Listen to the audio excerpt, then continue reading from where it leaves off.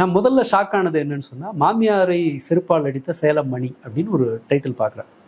எனக்கு சேலம் மணி தெரியாதா? சேலம் மணிகண்டன் அப்படின்னு அப்போ டிவியில அந்த டிபேட்ல எல்லாம் பேசுறேன்.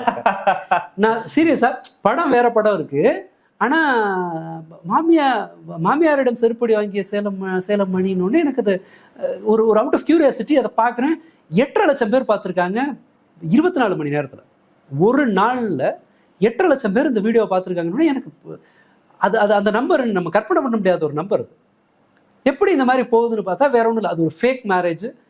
அந்த மேரேஜை வச்சு மாமியார் சண்டை, ஒய்ஃப் சண்டை, அம்மாவோட சண்டைன்னு சொல்லி என்டையர் ஃபேமிலி அந்த டிராமாவில் பங்கேற்கிறாங்க.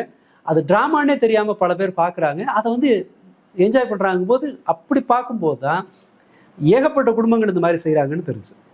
சிலர் தன்னுடைய கவர்ச்சியான படங்களை போட்டு பாப்புலர் ஆகி அகெயின் அதுல இருந்து ஒரு பெரிய ரீச், அதுக்கு மேல அதை போட முடியாதுங்கும் போது என்ன பண்றாங்கன்னா மற்ற ஆட்களை, மற்ற யூடியூபர்ஸை வர வச்சு அவங்க கூட சண்டை போட்டு, அதாவது இன்னொருத்தரோட மனைவியை போய் உங்க ஹஸ்பண்ட் கிட்ட பொண்ணு கேட்குற மாதிரி விஷுவல் வச்சு, மேளம் தட்டுல வாழைப்பழம் அதெல்லாம் வச்சு வெத்தலை பார்க்கலாம் வச்சு காத்துக்கற்பு கலை அடுத்தவங்களோட ஒய்ஃபை போய் அவர் இப்போ இதுக்கெல்லாம் போயிட்டு ஆதித்யா டிவில ஆங்கர் பண்ணிருக்காரு. அந்த அளவுக்கு அவர் வளர்ந்துட்டாரு. அப்படியா? இல்ல அது கூட இல்ல, இந்த மாதிரி சண்டை போடுறவங்களை ஃபாலோ பண்ணி அவங்கள்ட்ட இன்டர்வியூ எடுக்கிறாங்க முக்கியமான சேனல்கள்னு பார்க்கும்போது இது ஒரு தனி பிசினஸாவே டெவலப் ஆயிருக்குன்னு பார்க்கும்போது ஷாக்கா இருக்கு. இது வந்து ஒரு கமர்ஷியல் இன்டென்ஷன் தான் அவர்கள் பின்னால இருக்குது.